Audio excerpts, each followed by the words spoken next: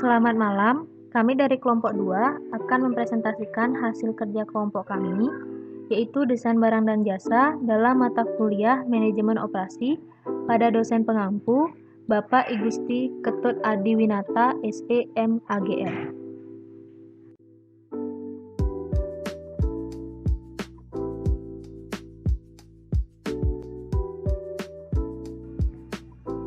Sebelum kami lanjut ke materi, di sini kami akan memperkenalkan nama kelompok kami. Yang pertama yaitu Kadek Meliani dengan NIM 20011078. Yang kedua, Homayuntan Dewi 20011079. Yang ketiga, Nilo Puturistia Arianti 20011106. Di sini saya sebagai penyaji satu akan menjelaskan tentang latar belakang. Dalam era modernisasi ibarat ini, globalisasi yakni hal yang tak sanggup terelakkan lagi dalam semua aspek kehidupan, terutama bagi kehidupan perusahaan yang selalu ingin berkembang. Wujud nyata dari modernisasi dan globalisasi tersebut yaitu dengan diterapkannya pasar bebas dan masuknya perusahaan abnormal sebagai investor sebuah perusahaan. Tak sanggup dipungkiri lagi, masuknya investor abnormal tersebut tentu membawa budaya kerja dan bisnis yang berbeda dengan apa yang ada di perusahaan lokal selama ini. Hal ini bisa memberikan dampak positif bagi perusahaan akan tercapainya standarisasi yang berdampak pada efektivitas dan efisiensi kerja yang lebih baik. Tetapi, hal yang baik bisa saja mendapat penerimaan yang kurang baik apabila tidak didukung oleh cara penyampaian yang baik.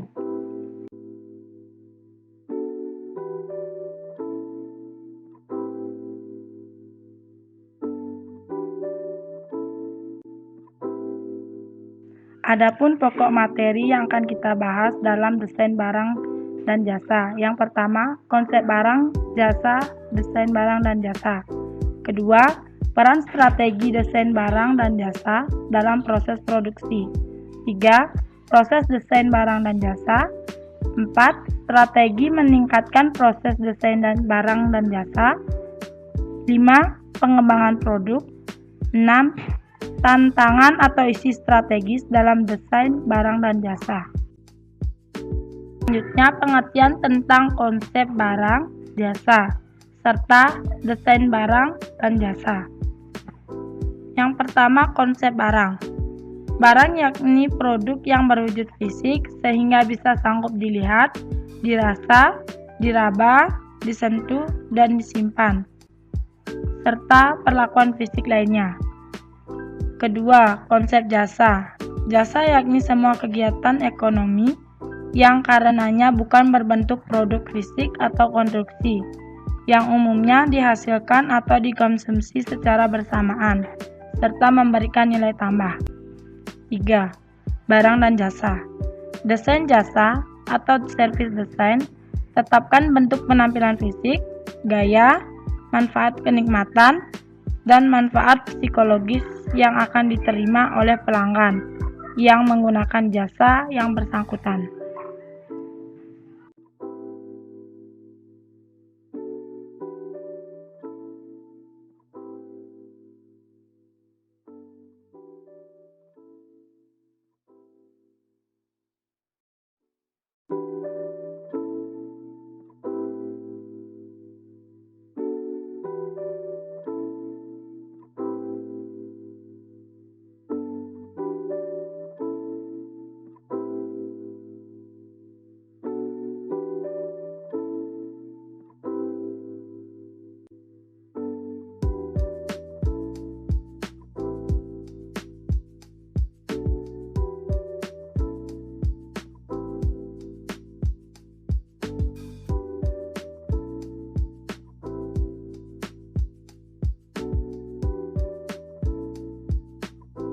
Peran strategis desain barang dan jasa dalam proses produksi. Yang pertama, sebagai penyampaian pesan. Maksudnya di sini yaitu peranan desain barang dan jasa ialah untuk memberikan pesan tersembunyi dalam bentuk grafis. Hal ini bisa dilihat dengan desain produk tertentu yang mempunyai pesan tersembunyi, misalnya dengan tanda, aksara, atau warna dalam desain produk itu sendiri. 2. Sebagai nilai jual. Peranan desain produk selanjutnya ialah desain produk dibuat semoga produk yang dijual menjadi lebih baik, menarik, dan unik. Bila produk tampak menarik, pastinya harga jual produk tersebut menjadi meningkat. 3. Pola dalam proses produksi. Mampu untuk menghasilkan produk yang sesuai dengan musim pada waktunya. Peranan lainnya yakni untuk membuat produk yang seekonomis mungkin dalam pengeluaran biaya di kala produksi atau bahan baku, dan tanpa mengurangi nilai jual dari produk tersebut. 4. Penentu harga barang dan jasa. Ketika menjalani atau menjalankan desain produk, maka Anda akan sanggup menghitung biaya dan menentukan harga produk yang akan dibuat. Saya sebagai penyanyi 2 akan membahas tentang proses desain barang dan jasa. Yang pertama yaitu menjelajahi ide. Sebagai seorang product manager, kiprah awal kita yakni membuat sebuah inspirasi untuk kemudian dibuat menjadi sebuah produk. Ketika inspirasi telah ada, kita sebagai PM wajib untuk memberikan klarifikasi sampai citra yang terperinci kepada anggota tim. Mulai dari rencana, bagian taktik sebelum tahapan lanjutan dilakukan, serta janji dari anggota tim yang terlibat, dan membuat produk yang berfungsi dengan baik. Selanjutnya yaitu mengurangi masalah. Langkah selanjutnya yang wajib untuk dilakukan yakni mengurangi problem demi mendapat solusi yang tepat. Mulai dari mengumpulkan data, membuat kerangka, sampai menentukan tengah waktu untuk produk. Yang ketiga yaitu pembuatan. Seiring berjalannya waktu, tidak terasa waktu akan segera tiba. Tahap berikut ini akan menjadi penentu seberapa besar keberhasilan akan diraih. Lakukan proses pembuatan secepat mungkin, semoga kita bisa menghemat waktu dan tenaga. Dalam pembuatan bisa dilakukan sesudah tahap sebelumnya telah dilalui dengan baik. Yang keempat yaitu membuat desain barang dan jasa. Tahap berikut ini biasanya sudah tersusun dengan terperinci. Desain ibarat apa yang akan dibuat oleh anggota tim. Tugas kita di sini yakni memastikan desain tersebut sesuai dan tentunya berfungsi dengan baik. Yang terakhir yaitu penyelesaian. Tahap yang satu ini tentunya harus menjadi penentu apakah produk berfungsi dengan baik, diterima oleh sasaran pasar atau tidak. Sebagai PM, kita wajib untuk memberikan penghargaan serta apresiasi kepada anggota tim yang terlibat. Apakah karenanya akan berakhir baik atau tidak, terima semua respon yang ada.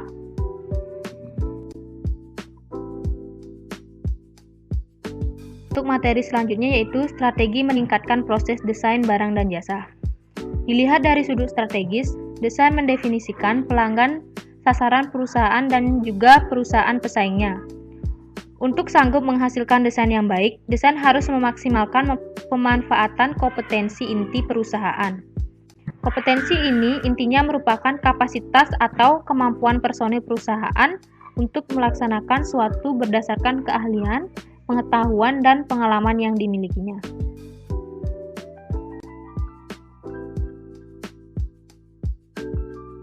Di sini saya sebagai penyanyi 3 akan membawakan materi perkembangan produk.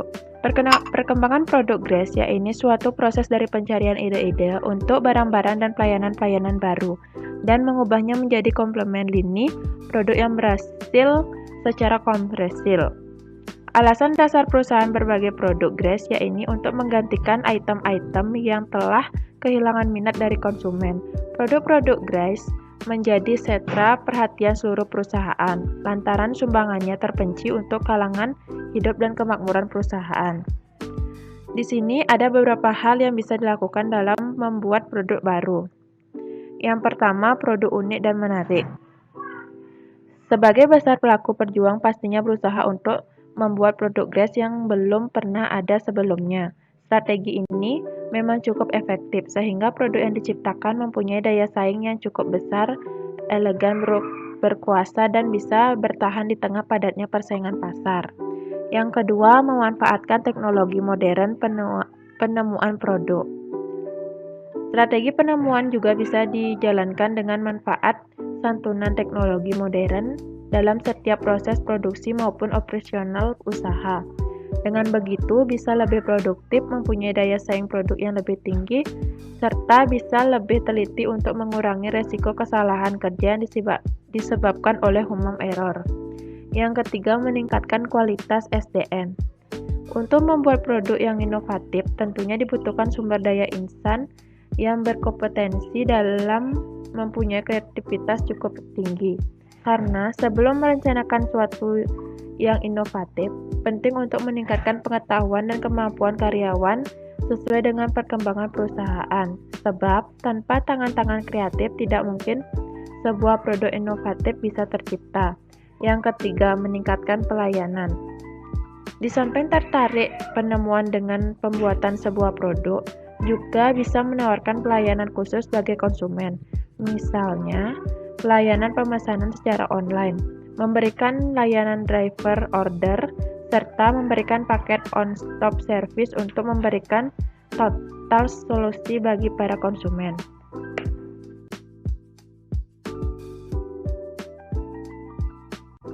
Selanjutnya, tantangan atau isu strategi dalam desain barang dan jasa. Yang pertama, desain yang tangguh. Adalah sebuah desain yang sanggup diproduksi sesuai dengan ajakan, walaupun pada kondisi yang tidak memadai pada proses produksi. Yang kedua, desain modular. Desain modular adalah pecahan atau komponen sebuah produk dibagi menjadi komponen yang dengan gampang sanggup ditukar dan digantikan. Yang ketiga, computer-aided design, yaitu penggunaan sebuah komputer secara interaktif untuk berbagai dan mendokumentasikan sebuah produk. Yang keempat, computer-aided manufacturing, yaitu penggunaan teknologi gosip untuk mengendalikan mesin. Yang kelima, teknologi virtual realitas, adalah bentuk komunikasi secara tampilan di mana gambar menggantikan kenyataan dan biasanya penggunaan dapat menanggapi secara interaktif.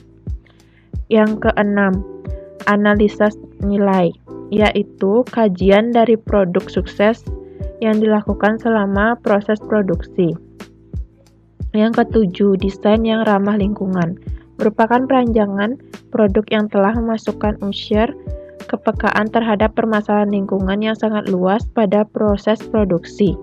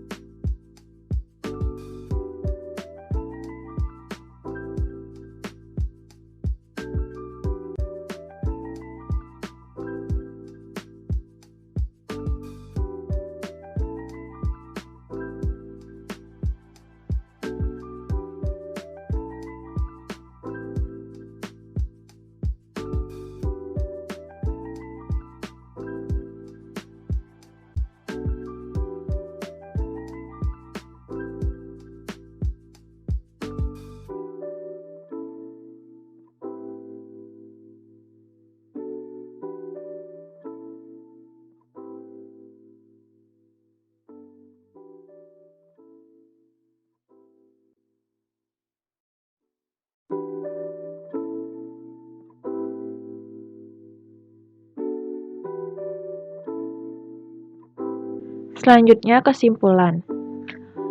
Barang yakni produk yang berwujud fisik sehingga bisa sanggup dilihat, dirasa, diraba, disentuh, disimpan, dan perlakuan fisik lainnya. Serrall dan Bittner dalam Lipioadi 2014 menjelaskan bahwa jasa yakni sebuah kegiatan ekonomi yang karenanya bukan berbentuk produk fisik atau konstruksi yang umumnya dihasilkan atau dikonsumsi secara bersama, serta memberikan nilai tambah. Peranan desain barang dan jasa dalam proses produksi ialah yang pertama sebagai penyampaian pesan, yang kedua sebagai nilai jual, yang ketiga penyampai pola dalam proses produksi, yang keempat sebagai penentu harga dan barang dan jasa. Sedangkan proses dalam desain barang dan jasa ialah sebagai berikut. Yang pertama menjelajahi ide, yang kedua mengurangi masalah, yang ketiga membuat desain barang dan jasa, yang keempat pembuatan, yang kelima penyelesaian.